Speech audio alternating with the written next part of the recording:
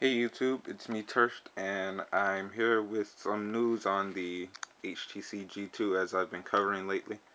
Um, Apparently, last night, T-Mobile and HTC decided to announce the fact that they are going to start with the OTA updates for Gingerbread. They already did some minor bug fixes for the Froyo. It was released with message. Um, I got those updates, and apparently last night, according to some unnamed sources, which there are a lot. If you Google it, there are a lot of people saying that it's rolling out now. But apparently, in order to check and see if your phone is in line, um, you go to either the launcher or press menu, your choice. Either way, go to settings, go all the way down to about phone, tap about phone, system updates, and if it doesn't say that you have the update, then you don't have the update yet. But they'll either notify you, or you can wait until August 5th, which is when you can go into the store. They'll take out your SD card, put in a store-made update SD card, which they'll go probably into recovery and install the update from the SD card. Your phone cannot be rooted or any type of tampering to show that you've been rooted. You have S off. You have super user permission. You have clockwork recovery. You can't have anything. I just went back to completely stock so I can try out this ROM that they're gonna release. Well, not ROM, but system update that they're gonna release soon. It's been released, but apparently they're doing it in waves via weeks. So I could get it in 2 hours or 2 weeks. You never know. But I'm pretty sure if I don't have it by August 5th, I'll just go into, which isn't very long from now. I'll probably wait like 7 or 8 days and go into the T-Mobile store. I don't have any voided warranty symbols, which by the way you can check by, you can turn off your phone, boot it back up, see if you're in, go to recovery and see if you have clockwork installed. If so, there are some guides on YouTube. I think I subscribed to the guy that showed you how to restore back to complete factory. I'm not gonna do that because that's his deal. Open it up. Look at that sticker right there. If it has water damage, then you cannot go to the store and get the update. You have to wait or manually install it from the internet, or just do cyanogen. But if you have water damage, then they will not install the update for you, and that kind of sucks.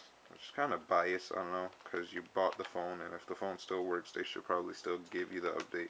But from what I'm told from T-Mobile tech support, you are not allowed to bring in a voided phone. No modded hardware. Apparently, people have been installing front-facing cameras on the HD2 and replacing the proximity sensor, which is right there, and putting front-facing cameras. You're not allowed to have those. It has to have this boot screen. There can be like absolutely no modifications to the phone. The only modification they'll allow is a scratch. I mean, you can't have anything done to it. Even if you have some root related program like Barnacle Wi-Fi tether that needs root access, they won't let you do it because apparently this phone doesn't support Wi-Fi tethering. So everything has to be completely back to factory. You can't do that if it's rooted and you go into recovery and put factory restore. You have to go through a long process, which is explained on a YouTube channel. I'll probably put in the description. But be on the lookout for that update. Definitely worth checking out. Definitely worth going back to factory to see what HTC has done for this phone, because it's kind of very rare that they release a phone. Even Windows Phone, the HD2 with Windows 6.5 had Sense. So this is one of the very few HTC phones that don't have Sense. So we'll see what they do with the new ROM.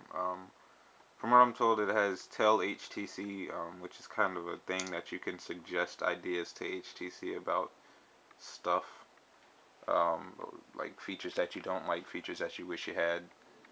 That's what Tell HTC is. Google Books, which is to me, it's just Nook, but I mean you can download Nook from the market, but I don't know. New notifications, sounds, the everything will be basically flipped inside out, like how now this is similar to the Metro PCS Froyo phone, the Huawei Ascend that has the white menus and everything, and apparently they're gonna flip it inside out and make it totally like I guess a goth look emo, black, like everything's gonna be black and grayish. That's good for me though. I'm kind of used to Android looking like that. Um, Fix some Wi-Fi calling bugs, but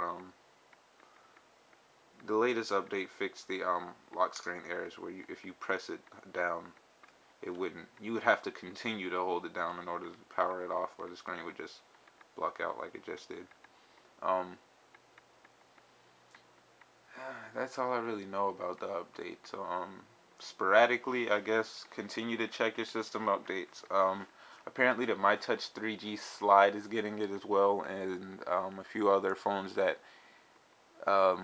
their standards, HTC standards, are that if it can be clocked at all at 1 gigahertz, I believe, yeah, 1 gigahertz, then they will give you the OTA update, over the air update, which kind of is stupid. I mean, this phone is clocked at 2 gigahertz, from what I've done to it. Um, Nothing in specific, but it's kind of similar to the iPhone 3G and iPhone 3GS era, where they could clock the iPhone 3G to run the 4.3.3, but it wasn't smooth. So if you have like an HTC Comet and you can, or a Motorola Click, you know, those processors that can, like, if you really, really, really push it to the limit and root and load all these ROMs and all this stuff, if you can really push those to the limit and they're just under a gigahertz and they'll give you the over the air update, then don't do it. Just stick with your phone, because it's really not worth having a sluggish phone. Like, this phone is fast. Good way to tell if you have a good phone is with the ES Task Manager. Tells you how much memory you have free. Like, right now I have 256 megabytes free of RAM.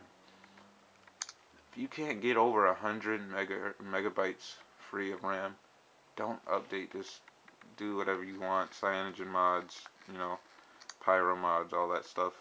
Do all that. Don't go with their updates, because their updates is really, the battery life right now is okay, but I'm pretty sure it's gonna do something to the battery life to make it, you know, for better or for worse. It can't stay the same, because Gingerbread is a high power operating system, especially for, I mean, even for a phone. Linux on a phone call. Linux on a computer is, on a stock computer, like a compact. Even those will kill the battery, because the operating system is so smooth that it eats up, you know, the gigahertz and RAMs and processor. But this phone is powerful, so I think I mean, it can definitely handle it, but we have to see, you know, the battery life. What gets sluggish? Do they have to do 2.3.4, because it's going to be 2.3.3? I gotta take this phone call. So that's my overview of the update that's coming out soon for the G2 and My Touch 3G Slide. Be on the lookout for that, and thanks for, you know, subscribe, rate, and love my ringtone.